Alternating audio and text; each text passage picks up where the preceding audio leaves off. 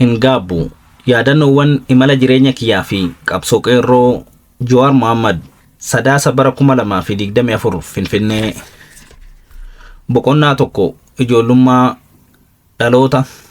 Maqaan kiyya Jawaar Siraaj Mohammad Tufaajiloo Obsee Godaanaa Keetoo Bonayyaa Biilaa Aanaa Gaattiroo jedhama.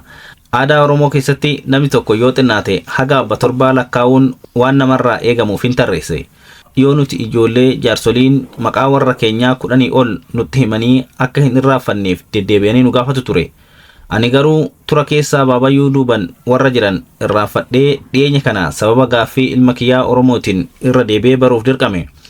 Yeroon mana hidhaa jiru Oromoof bilbilee osoo haasofnuu maqaa warra keenyaa hanga abbaa 10 na gaafate. Edaa namni Oromoo hidda dhaloota ofii beekuu qaba waan jedhan dhaga'e. Gaaffii tasaa inni na gaafateef hin beeku jechuu saalfadhee maquma arrabarra na dhufe tarreesseetti hime. Irra naa deebii naan jedhe.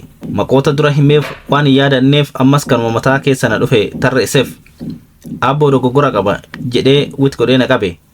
Edaa inni kan inni itti himu na jalaa barreeffataa ture. Kan marsaa lamaan itti hime wal bira qabee akka wal hin fakkaanne arge.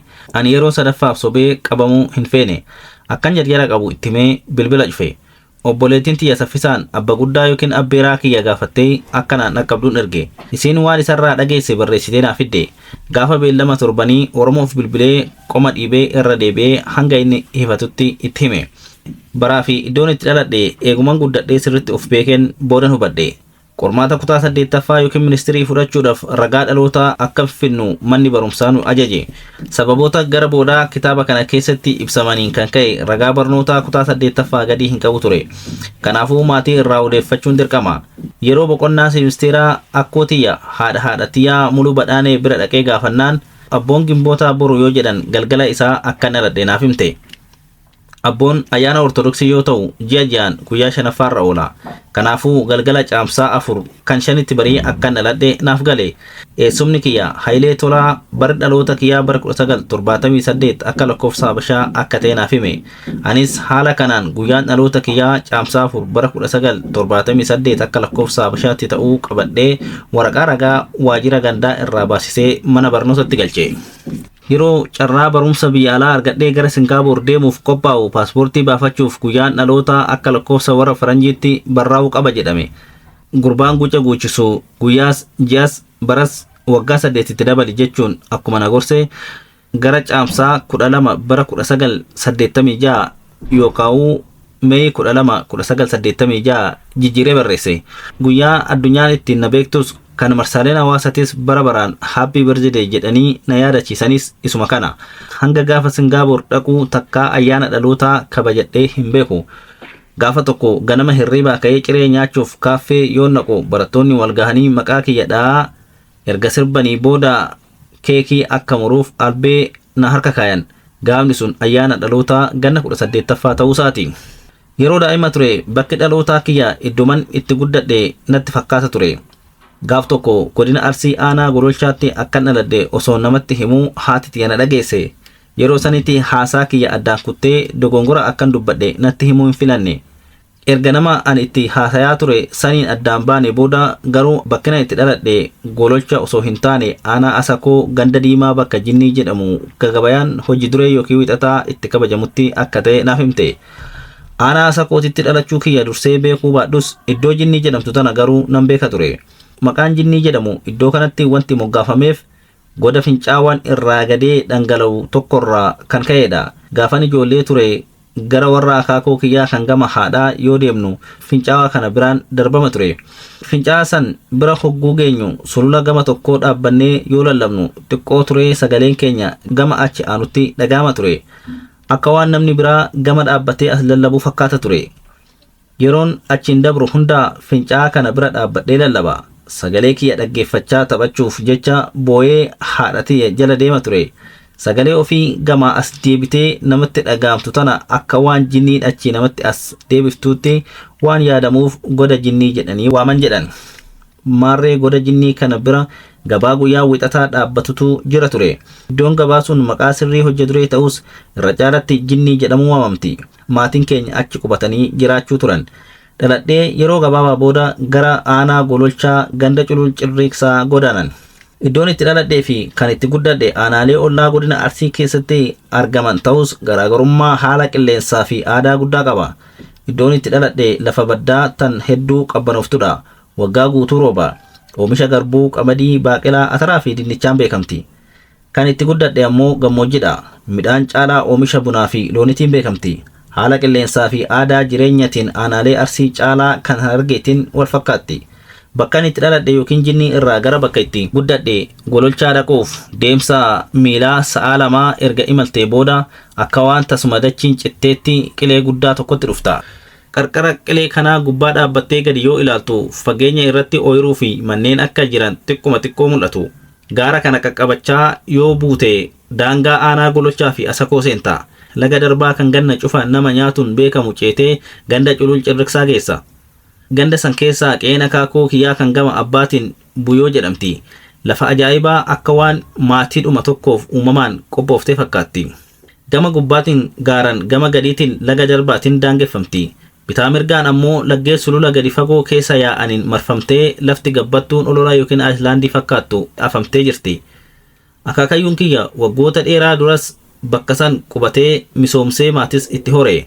Maqaan sirrii buyoo ta'us ollaan dhiyoo fi fagoo ganda abbaa Siraaj jechuun waamu. Iddoo fi baraan itti dhaladhe hamman odeeffadherraa hangana ergan isiniif hime silaa samiin buune lafaan baane eenyurraa dhalatte jettanii nagaafachuun keessa hin oolu.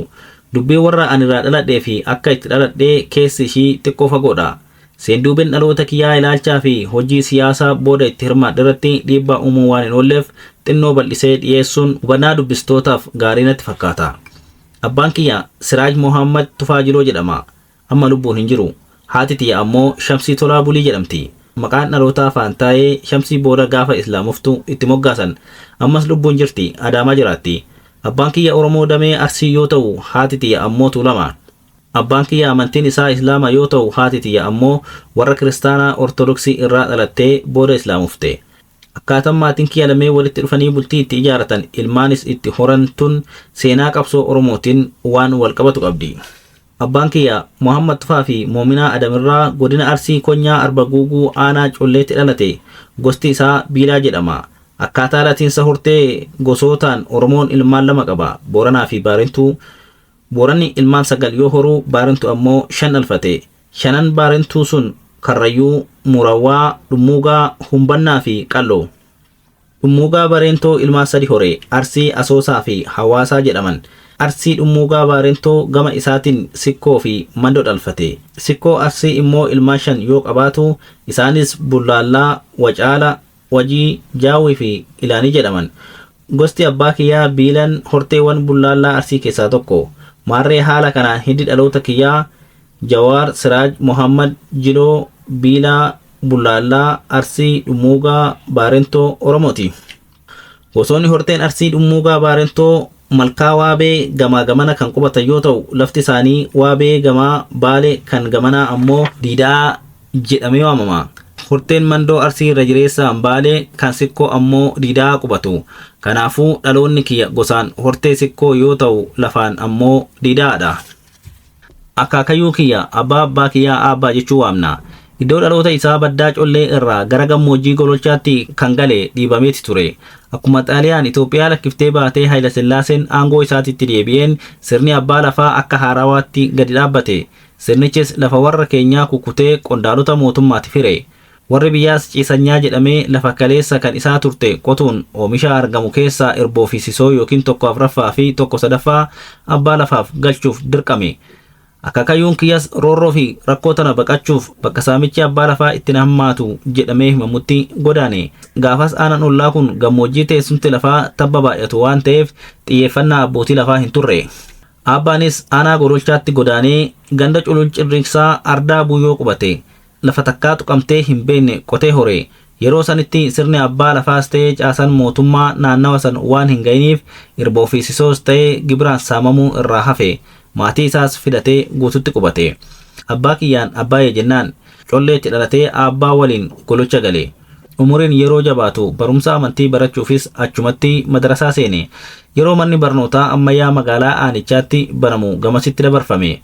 kutaa afraffaa gaafa ga'u sadarkaa itti aanu barachuuf gara magaalaa Konyaa deemuu qaba ture. Garuu ammoo amantii akkasumas maqaa geeddarachuu akka qabu itti himame. Galee waan kana aabbatti yoo himu amantii jijjiirrachuu mannaa barnootuma dhiisuu wayya jedhee barumsa mootummaa dhiisee kan amantii akka baratuuf gara Harargee erge. Bara san keessa dargaggoonni Arsii, Baalee, Walloo fi Jimmarraa barumsa amantii barachuudhaaf gara Harargee imaluun waan baratame ture. Sababni dargaggeeyyiin kun garas ergamaniif barumsa amantii isaanii baratanii deebi'anii hawaasa irraa dhufan akka barsiisaniifi. Gammachuu Bullii Salaalee buqqifamee Arsiitti duroome. Xaaliyaaniin dhumaatii hamaa uummata irraan geesse. Lola waggoota 5 booda gaafa Xaaliyaaniin baate Haayile Sillaaseen biyya itti baqatee ture Ingiliiz irraa galee aangoo qabate. Deebi'uun mootichaa sun Gammachuu Bullii fi warra isa waliin Xaaliyaan irratti fincilee lolaa tureef waan gaarii qabatee kan dhufe hin turre. Biyya isaaniitiif aarsaa guddaa kaffalanii lolanis mooticha irraa galataa fi badhaasa osoo hin taane saamichatu isaa mudate. Mootichi gootota biyyaaf qabsaa'an dhiibee dabeeyyii biyyaadheessan firoomfate. Aangoo fi lafti qabsaa'ota bilisummaa biyya ofiitiif falmaniif osoo hin taane lugnootaaf raabsamuu eegale. Kanneessan qofa osoo hin taane namoonni baandaa ta'uun weerartuu Xaaliyaan tajaajilanuu kan lafti kennameef turan. Gammachuu Bullii faanis aarsaa biyyaaf godhaniif badhaasa osoo eeggatanii miidhaan isaan mudatte. Mootichi deebi'ee osoo hedduus hin turin lafti isaanii qonna ammayyaa'aadhaaf barbaadame jedhamee namoota mootichaan filatamaniif kenname. Wanni nama ajaa'ibu warri lafti kennameef sun hedduun kanneen gaafa Xaaliyaan biyya qabatu dheessanii biyyaa ba'an turan. Oromiyaa bakka tokko tokkotti hanga ammaatti lafa siddatanyaa yookiin baqattootaa jedhamee waamamutu jira. Gootonni biyya ofii keessatti weerartuu lolaa turanii bilisummaa biyyaaf aarsaa kaffalan garuu galanni isaanii lafa dabalataa argachuu osoo hin taane tanuma qabanuu dhabuu ta'e.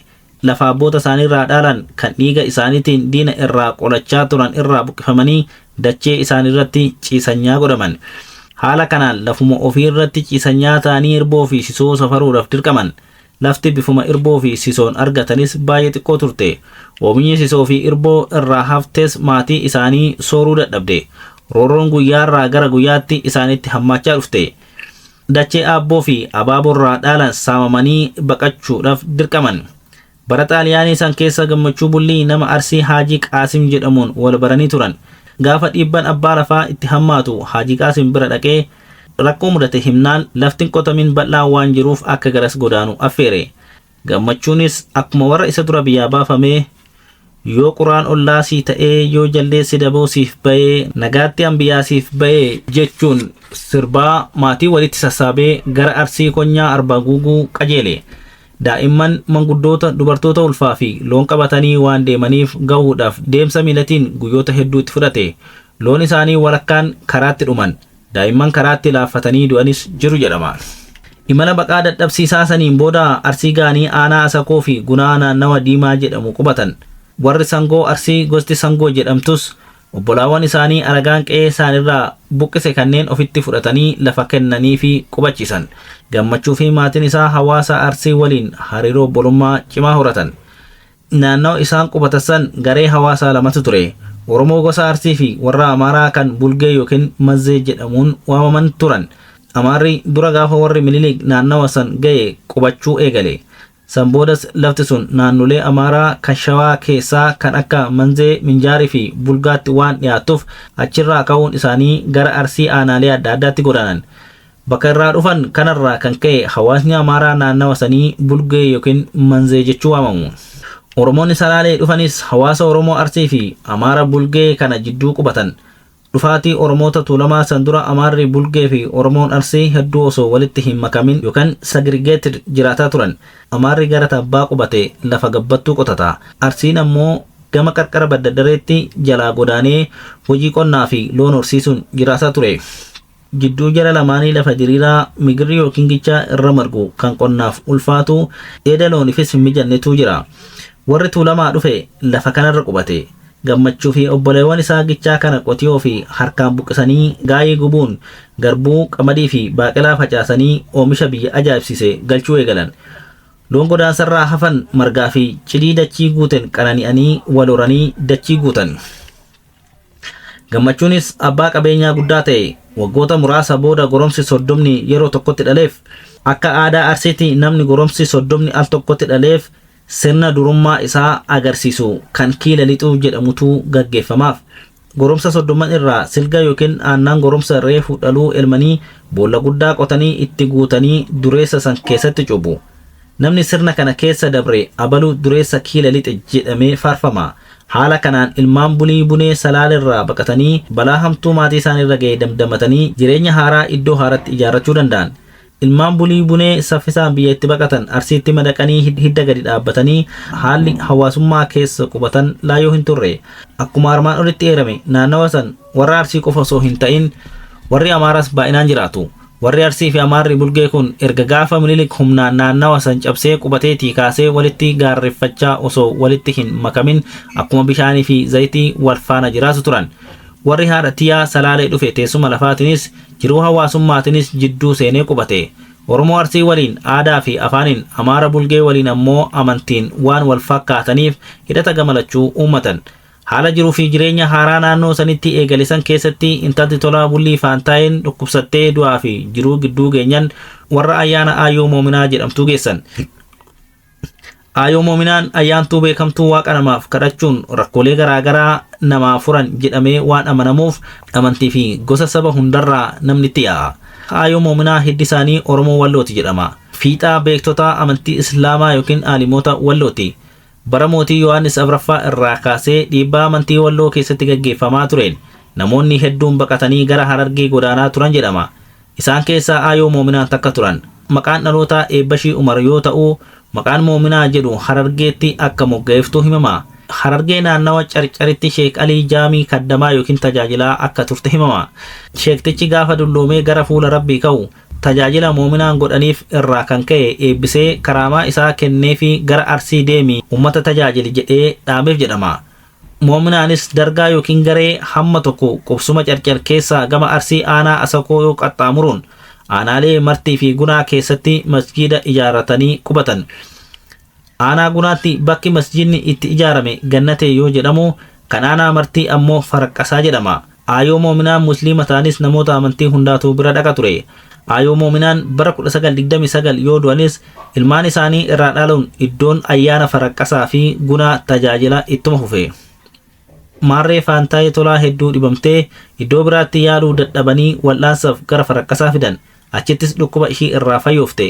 Wal'aansaan boodas ni islaamessan. Maqaan ishiitis Faantaayee irraa gara Shamsii geeddarame. Abbaan Siraaj akaakayyuun kiyya kan duraanuu ilma isaa barnoota amantii yookiin qaraatii dhiisee daldala seene akka itti qe'eetti deebisu mala barbaadaa ture. Intalti Tolaa Bulii kan islaamofte akka jirtu dhaga'e. Akkuma gubbaatti himametti dhibame jedhee ilma isaa Siraaj erga qe'eetti deebiseen booda gosaan qabsiisee Shamsiitti fuudhe. Shamsiinis intala hangafa dubraa deesse. Lammaffaa fi sadaffaas dubra walitti aansitee deesse. Dubri qofa dhalachuun kun rakkoo ta'e. Abbaa Siraajiif Siraaj malee ilmaan isaa hundi dubartoota waan turaniif ilma dhiiraa argachuun hawwii maatii guutuu ture. Falli jiru niitii biraa yookiin masaanuu haadha tiyya irratti fuudhudha. Garuu kan fuudhes intaluma deesse. Haati tiyyas afraffaas intaluma dabalte.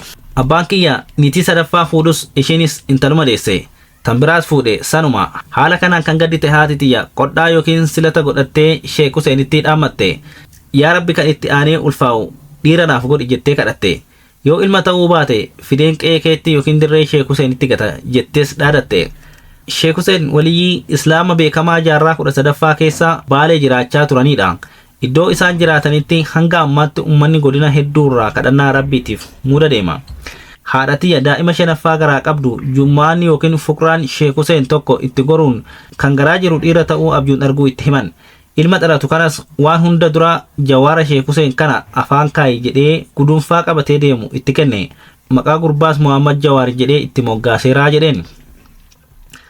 Jawaara jechuun biyyee yookiin daaraa warri muuda deemu dirree Sheek Huseenii fidachuun nama dhukkuba garaagaraa qabu fayyisuuf nyaachisanii fi dibatanidha.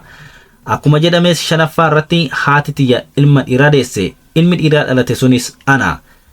Jawaara sanis afaan nakaayan maqaa kiyyas Muhammad Jawaar jedhanii natti moggaasan. Gaafaan mana barnootaa galuun barsiisonni Muhammad irraa muruun Jawaar kan jedhutti naaf gabaabsan. Haati tiyya ana boodas ijoollee dubartootaa lama deesse. Dhiira ittiin daballe.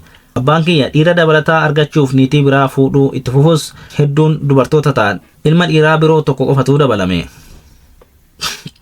umriin kiyya osoo barnoota hin gahin duratti obbolaayyan naan hangafan mana barumsaa yoo dhaqan isaan jalaa hafuu didee boo'ee osoo hin galmaa'in dhaqe.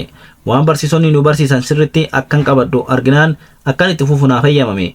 Yeroo gabaabaa booda garuu mootummaan darguu waan kufeef manni barnootaa cufame. Anis baadiyyaa mana akaakayyuu kiyyaa akkuman dhaqeen barnoota amantii Islaamaa madarasaatti eegale. Waan loodii yookiin loohii jedhamu kan mukarraa bocamee irratti cileen barreessuun baranna ture. Nyaata nyaachuun arraba nama hidhee dubbisuu namatti ulfeessa waan jedhamuuf ganama subii garaa duwwaa bakka madarasaa san deemna ture. Ganama subii osoo ciree hin nyaatin quraana dhaquun sun hedduu na aarsa ture.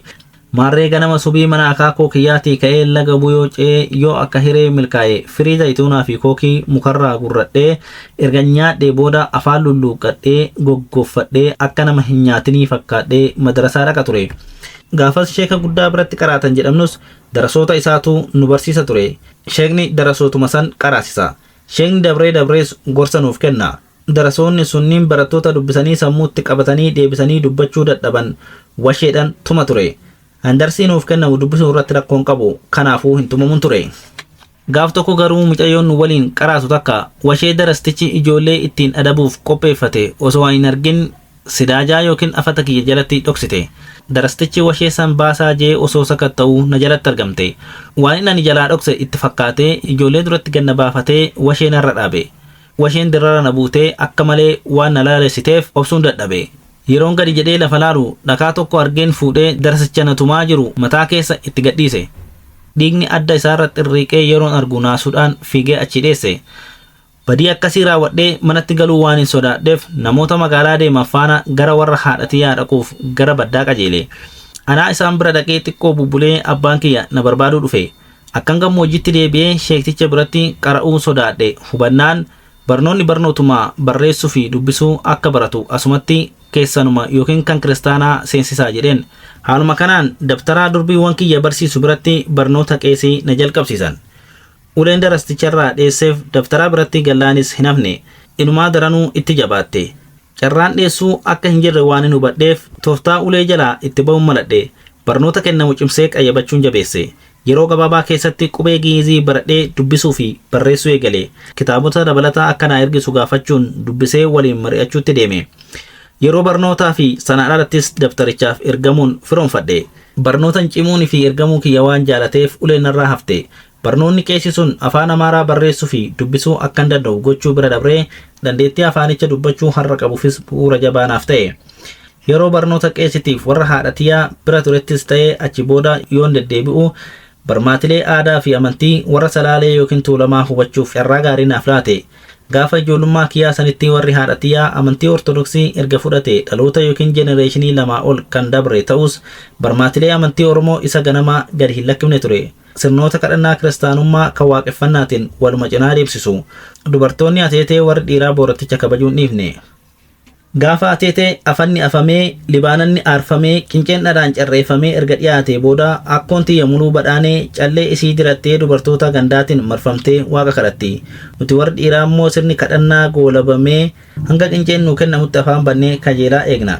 Haati tiyya islaamoftus sirna ateetee haadharraa dhaalte hanga ammaattuu addaan hin kunne.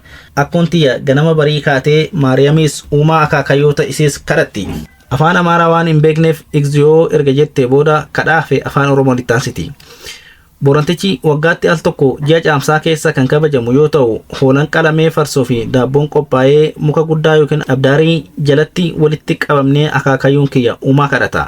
Dhangaa qophaa'e hundarraa mataa fuudhee erga dhibaafateen booda daabboo basma'am jedhee muree raabsa. Wanti hanga ammaa na ajaa'ibu tokko guyyaa boorantichaa loon ganama foonaa keessaa gad lakkifamanii gara kaloo bobbaanii dheedu. Garuu akka dur tikseen hin tiksitu. Mooraa baasanii raasatti bobbaasanii ofii gara abdaaritti deebi'u. Aduun ho'itee sagantichaaf maatiin erga walitti qabame booda loon ofumaan raasaa yaa'anii dhufanii naannoo gaaddisa abdaarii marsanii ciisu. Loon sun osoo namni hin oofin akkamiin dhufuu akka danda'an akaakayyuu kiyya yoon gaafadhu ayyaana boorantichaatu harkisee fide naan jedha ture.